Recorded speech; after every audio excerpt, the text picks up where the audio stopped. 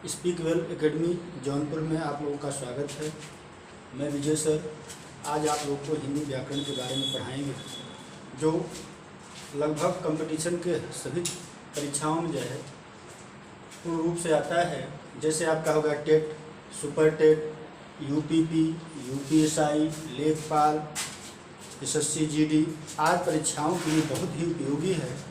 और मुझे पूर्ण विश्वास है कि यदि आप लोग इस वीडियो को पूरा देखेंगे तो लाभ आपको अवश्य प्राप्त होगा। तो आज हम आप लोगों को समास के बारे में बताएंगे। समास होता क्या है, समास मुख्यतः कितने प्रकार के होते हैं, समास के कितने भेद होते हैं, सबके बारे में आज आप लोगों को पढ़ाया जाएगा और आप लोग निश्चित ही इसका लाभ उठाएंगे। चलिए तो हम शुरू करते हैं आज समास। समास का अर्थ होता है संक्षिप्त हो जाना। समास का अर्थ क्या होता है? संक्षिप्त हो जाना।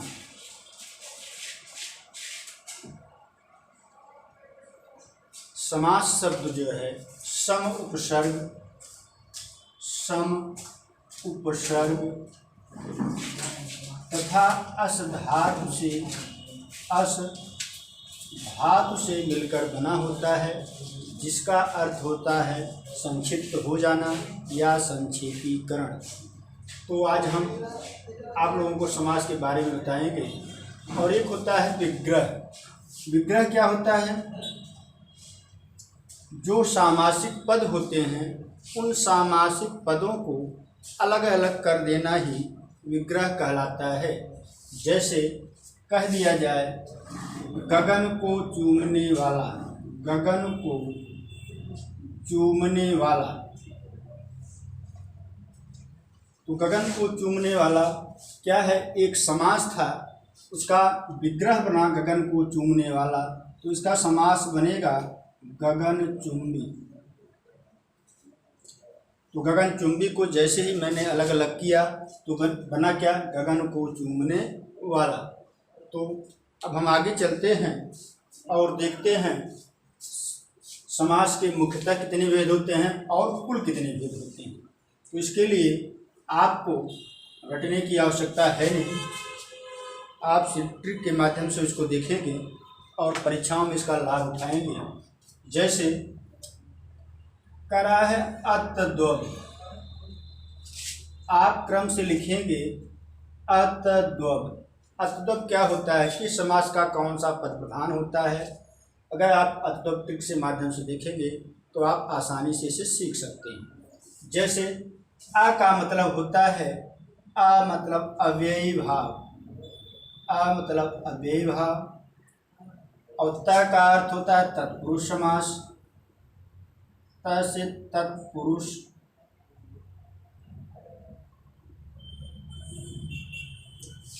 द्व से द्वंद्व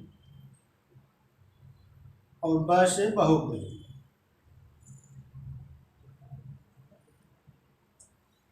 तो मुख्यतः ये पूछा जाए तो मुख्यतः यही चार समास आपके होते हैं। और किस समास का कौन सा पद प्रधान होता है आप इस ट्रिक के माध्यम से आसानी से सीख सकते हैं। तो चलते हैं हम अव्ययी भाव की तरह। तो सबसे पहले अ है, अ का मतलब अव्ययी भाव होता है। सबसे पहले है तो इसका पहला पद प्रधान होगा। कौन सा पद प्रधान होगा? पहला पद। और पहले पद को हम पूर्व पद कहते हैं, पहले पद को हम पूर्व पद कहते हैं। और अव्ययी भाव समास जो होता है उसका पूर्व पद तो प्रधान होता ही है, साथ साथ क्या होता है? अव्यय भी होता है। अव्यय का मतलब होता है जो कभी खर्च न हो। तो हिंदी में आप अगर पढ़े होंगे बहुत से सारे ऐसे शब्द हैं जिस पर लिंग,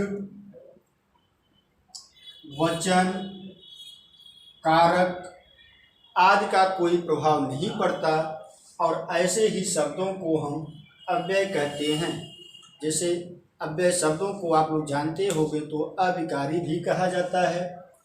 तो कुछ शब्द हैं जैसे ऊपर, नीचे, आगे, पीछे, इधर, उधर, किंतु, परंतु, तथा, फिर भी और आदि शब्द अव्यय होते हैं। और अव्ययी भाव समास में उपसर्गों की प्रधानता पाई जाती है। उपसर्गों की प्रधानता पाई जाती है। मिला जुला करके जहाँ भी किसी शब्द के पहले यदि उपसर्ग मिल गया तो मान लीजिए वह अव्ययी भाव समास होगा। और हिंदी या संस्कृत जो भी हो, इनमें उपसर्गों की संख्या 22 मानी गई है। कुछ उदाहरण देखते हैं और इसकी परिभाषा देखते हैं। देखिए परिभाषा यहाँ से बन गई, जिस समास का पहला पद पूर्व पद प्रधान और अव्यय हो उसे हम अव्ययी भाव समास कहते हैं। और इस समास में उपसर्गों की बहुलता पाई जाती है। जैसे निडर, डर शब्द में नी उपसर्ग लगा दिया गया तो अर्थ में परिवर्तन हो गया, बना क्या, निडर बना। जीवन शब्द है, यदि जीवन शब्द में हम आ शब्दांश जोड़ देते हैं तो आजीवन बन जाता है। फिर आपका है जन्म है, जन्म में यदि हम आ शब्दांश जोड़ते हैं तो आजन्म बन जाता है। तो बहुत सारे उदाहरण आपको मिलेंगे जिसमें उपसर्ग मिलेंगे और जो भी उपसर्ग मिलेगा वो आपका अव्ययी भाव समास ही होगा। फिर और उदाहरण देखते हैं कुछ, जैसे है प्रत्येक। प्रत्येक में आपका उपसर्ग क्या बना, प्रति, धन एक, प्रति बना। ये भी क्या है, अव्ययी भाव समास का उदाहरण है। बेकसूर, तो बहुत सारे उदाहरण आपको मिलेंगे, फिर आगे बताया जाएगा। फिर दूसरा समास है आपका तत्पुरुष समास। कौन सा समास है, तत्पुरुष समास है। ये दूसरे नंबर पे है, ये दूसरे नंबर पे है तो इसका दूसरा पद प्रधान होगा। कौन सा पद प्रधान होगा, दूसरा पद, और दूसरे पद को हम उत्तर पद कहते हैं। और इस समास में कारक चिन्हों की प्रधानता पाई जाती है। किसकी प्रधानता पाई जाती है, कारक चिन्हों। शुद्ध भाषा चिन्हों होता है, चिन्हों गलत होता है। आप लोग जानिए चिन्हों क्या है, गलत है, चिन्ह नहीं होता है, चिन्ह नहीं होता है। वास्तव में होता क्या है, चिन्ह होता है। ठीक, चलिए तो तत्पुरुष समास की परिभाषा बनी, जिस समास का दूसरा पद या उत्तर पद प्रधान हो और इस समास में कारक चिन्हों की प्रधानता पाई जाती है। जैसे कहीं भी आपको यदि कारक चिन्ह किसी भी समास का विग्रह करते समय बीच में कारक चिन्ह मिल जाए तो आपको ये समझना चाहिए ये तत्पुरुष समास का उदाहरण है। जैसे आप देखेंगे माखन चोर, माखन चोर, जैसे ही हम इसका विग्रह करते हैं बनता है माखन को चुराने वाला, माखन को चुराने वाला। तो बीच में आपका को कारक चिन्ह मिला तो आपका तत्पुरुष समास बनता है। गगनचुंबी, गगनचुंबी, तो बनेगा आपका गगन को चूमने वाला, गगन को चूमने वाला। तो यहाँ भी आपको को कारक चिन्ह मिला। पदच्युत, पदच्युत, पद से च्युत, यहाँ से कारक चिन्ह मिला और अलगाव की बात बताई गई है, इसलिए ये आपका अपादान कारक तत्पुरुष समास बन सकता है। फिर हम देखते हैं कन्याधन। सरकार द्वारा कन्याधन दिया गया था लड़कियों को जो इंटर पास थी, तो ये धन किसके लिए दिया गया था, कन्या के लिए। किसके लिए दिया, कन्या के लिए धन। तो के लिए कारक चिन्ह मिला तो ये आपका संप्रदान तत्पुरुष समास में चला जाता है। तो मिला जुला के जब हम किसी समासिक पद का जब विग्रह करते हैं और विग्रह करते समय यदि बीच में कोई भी कारक चिन्ह मिल रहा है तो वह तत्पुरुष समास होता है। क्लियर, ठीक ठीक, चलिए आगे चलते हैं। फिर देखते हैं द्वंद्व। जब हम द्वंद्व लिखते हो तो द्व और द्व दो बार दिखाई देता है। जब हम द्वंद्व लिखते हैं तो दो बार दिखाई देता है। इसका मतलब क्या है, इसका दोनों पद क्या होता है, प्रधान होता है, और दोनों पद को हम उभय पद कहते हैं। क्या कहते हैं, उभय पद कहते हैं। और इस समास में योजक चिन्हों की प्रधानता पाई जाती है। योजक चिन्हों की प्रधानता पाई जाती है। जैसे रात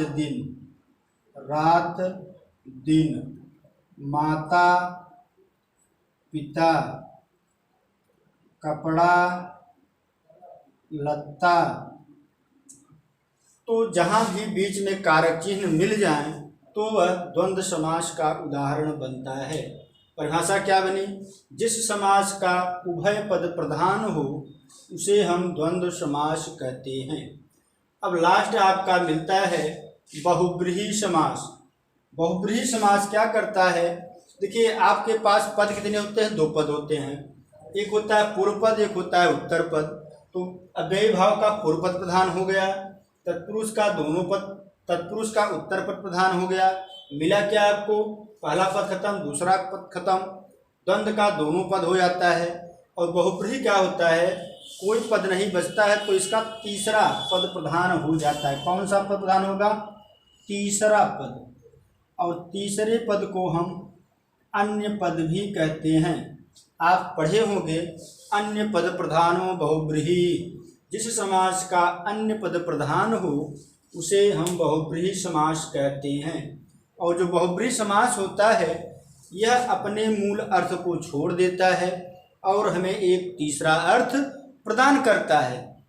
जैसे आप लोग देखे होंगे चंद्रशेखर, तो बनेगा क्या विग्रह, चंद्रमा जिसके शिखर पर हो वह, अर्थात शिव। तो तीसरा अर्थ मिला मुझे। और जहाँ भी तीसरा अर्थ जैसे ही मिलेगा वो बहुब्रीहि समास का उदाहरण बनेगा। और आगे देखते हैं, जैसे है चक्रपाणि, चक्र जिसके हाथ में है वह विष्णु या कृष्ण बन जाते हैं। वीणापाण, वीणा जिसके हाथ में हो वह सरस्वती बन जाती है। मृगनयनी, मृग के समान नयन वाली, अर्थात सीता, तीसरा अर्थ मिला। तो मिला जुला के जहाँ कोई भी शब्द अपने मूल अर्थ को छोड़ करके हमें एक तीसरा अर्थ प्रदान करेगा वहाँ बहुब्रीहि समास होगा। तो मुख्यतः बहुब्रीहि समास चार प्रकार का होता है, अतद्वप, अव्ययी भाव, तत्पुरुष, द्वंद्व, बहुब्रीहि। सबसे पहले अव्ययी भाव है तो इसका पहला पद अर्थात पूर्व पद प्रधान होगा। दूसरे नंबर पे तत्पुरुष है तो इसका दूसरा पद या उत्तर प्रधान होगा, उत्तर पद प्रधान होगा। फिर हम द्वंद्व देखते हैं, दो बार मिलता है तो इसके दोनों पद प्रधान हो गए। दोनों को हम संस्कृत में उभय पद कहते हैं तो इसके दोनों पद प्रधान हो जाएंगे। और जो अपने मूल अर्थ को छोड़कर हमें तीसरा अर्थ प्रदान करता है उसे हम बहुब्रीहि समास कहते हैं। जो तत्पुरुष समास होता है यह दो प्रकार का होता है। एक होता है समानाधिकरण तत्पुरुष, समानाधिकरण तत्पुरुष, और दूसरा होता है व्यधिकरण तत्पुरुष। व्यधिकरण तत्पुरुष, जो व्यधिकरण तत्पुरुष है इसका एक भेद कर्मधारय बनता है और कर्मधारय का ही एक भेद द्विगु बनता है। तो यदि हम डायरेक्ट यहाँ से कर दें तत्पुरुष समास दो प्रकार का, पहला है आपका द्विगु समास और दूसरा कर्मधारय समास बनता है। तो अब हम देखते हैं द्विगु समास अथवा कर्मधारय समास का कौन सा पद प्रधान होता है। तो हम जानते हैं तत्पुरुष समास के दो बच्चे हुए, एक का नाम द्विगु रखा गया और एक का नाम कर्मधारय रखा गया। तो देखिए हम जानते हैं माता पिता के जो गुण होते हैं वह बच्चों में पाया जाता है। तो यदि तत्पुरुष समास का उत्तर पद प्रधान होगा तो उनके बच्चों का भी उत्तर पद ही प्रधान होगा। कौन सा पद होगा? उत्तर पद। हाँ ठीक है।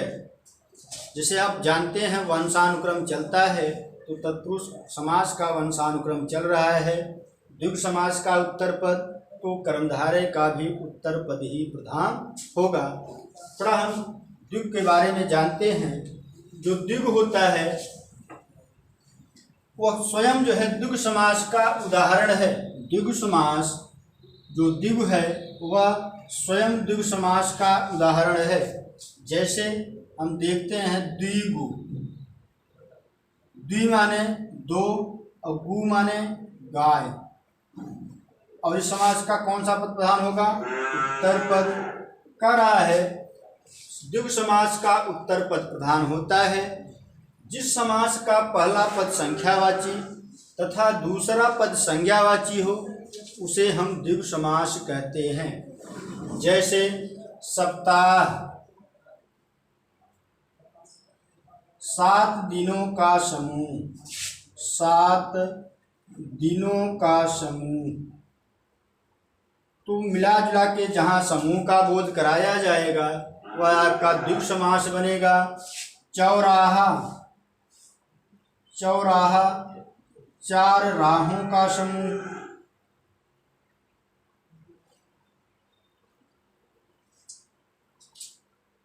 तिराहा 3 राहों का समूह।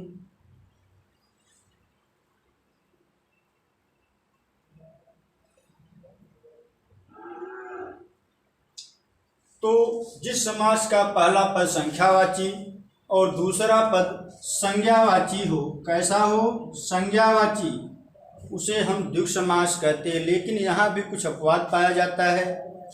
जैसे पहला अपवाद मिलता है, एक सूत्र है संस्कृत में नदीभिश्च। नदीभिश्च सूत्र कहता है यदि नदियों के संदर्भ में पहला पद संख्यावाची हो तो वह द्विगु समास न हो करके अव्ययी भाव समास हो जाता है। नदियों के संदर्भ में यदि पहला पद संख्यावाची और दूसरा पद संज्ञा में हो तो भी वह द्विगु समास न हो करके अव्ययी भाव समास हो जाता है।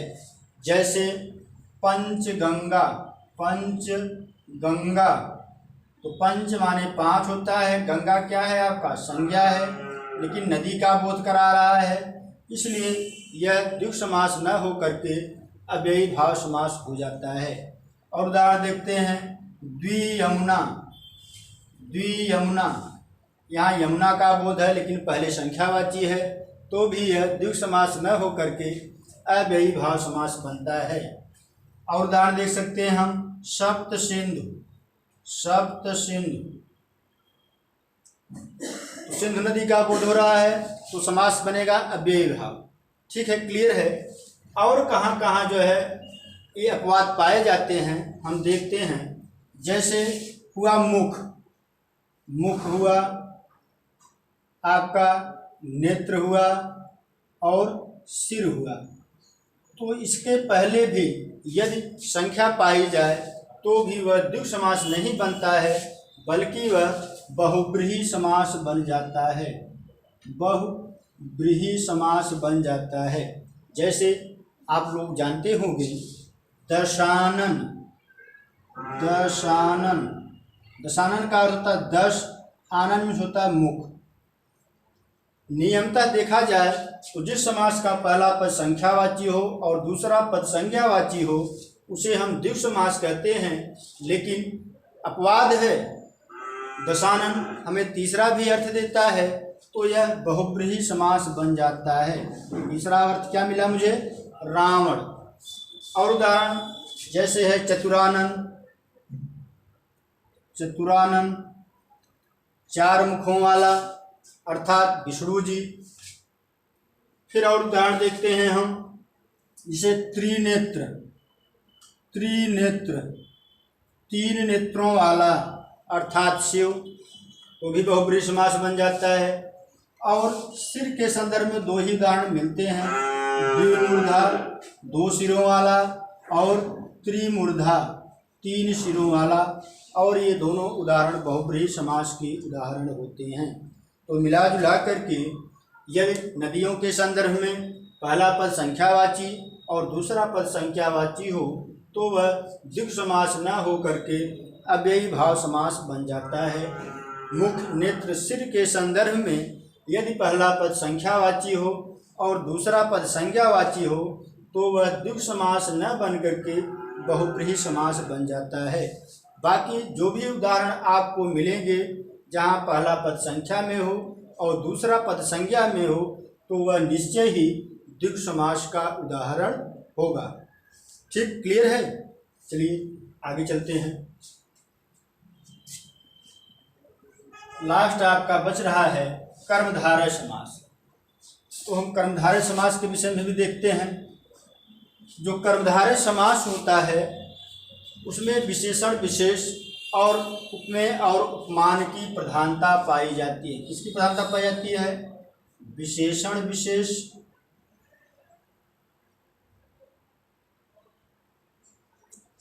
तथा उपमेय और उपमान की प्रधानता पाई जाती है। पहले हमें जानना है विशेषण और विशेष क्या होता है। तो विशेष माने होता है संज्ञा। विशेष माने क्या होता है? संज्ञा होता है। तो कह रहा जिसकी विशेषता बताई जाए, जिसकी विशेषता बताई जाए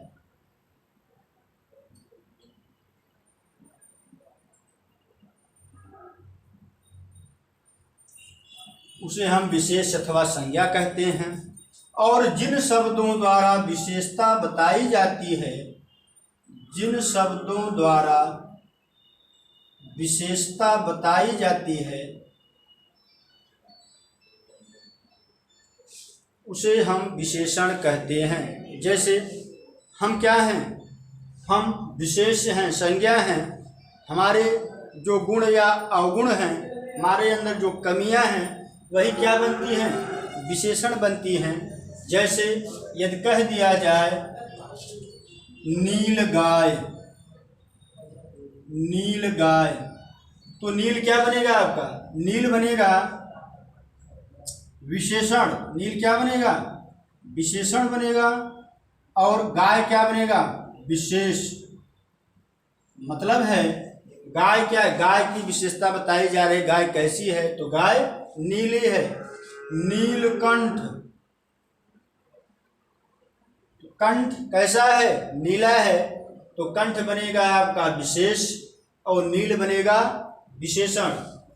पीतांबर, पीतांबर, पीतांबर का अर्थ होता है पीला वस्त्र। तो वस्त्र क्या है आपका? विशेष बनेगा। और कैसा वस्त्र है? पीला है। तो विशेषण और विशेष जहां भी मिलेगा वो आपका कर्मधारय समास बनेगा। कौन सा समास बनेगा? कर्मधारय। फिर हम देखते हैं, देखिए कुछ उदाहरण आपको इस प्रकार से मिलेंगे जो कर्मधारय समास के भी उदाहरण होते हैं और बहुब्रीहि समास के भी उदाहरण होते हैं। जैसे नीलकंठ है, कंठ कैसा है? नीला है, कर्मधारय बन गया। लेकिन अगर कह दिया जाए जिसका कंठ नीला हो वह, अर्थात शिव जी बन जाते हैं। फिर पीतांबर भी आपका कर्मधारय समास, बहुब्रीहि समास दोनों बनता है। जैसे कह दिया जाए वस्त्र कैसा है? पीला है, तो आपका कर्मधारय बन जाता है। यदि कह दिया जाए पीले वस्त्र को धारण करने वाला, तो आपको मिलते हैं विष्णु और कृष्ण। तो इसमें डरने की आवश्यकता नहीं है। यदि परीक्षाओं में यदि पूछ लिया जाए नीलकंठ में कौन सा समास है, तो निश्चित ही जो आपको ऑप्शन मिलेगा वह इस प्रकार से मिलेगा: द्वंद्व, तत्पुरुष, कर्मधारय, अव्ययी भाव। तो जैसे ही ऑप्शन मिलेगा तो हम जानेंगे नीलकंठ में कौन सा समास है? कर्मधारय समास है। यदि संयोग से अगर दे दिया बहुब्रीहि समास, दोनों दे दिया, तो हम जानते हैं जो बहुब्रीहि समास होता है वह सभी समासों का प्रधान होता है। तो हम यहाँ क्या करेंगे, कर्मधारय समास न लगाकर बहुब्रीहि समास लगाएंगे। ठीक है, क्लियर, कोई डाउट? चलिए आगे चलते हैं। अब थोड़ा हम उपमेय और उपमान के विषय में चर्चा करें। उपमेय क्या होता है, उपमान क्या होता है? उपमेय मतलब होता है जो वस्तुएं पास हो, क्या हो, पास में हो।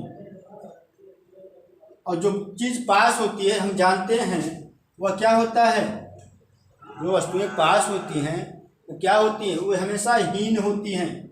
हीन मतलब क्या था, कमजोर होती हैं, इनकी इज्जत नहीं होती है।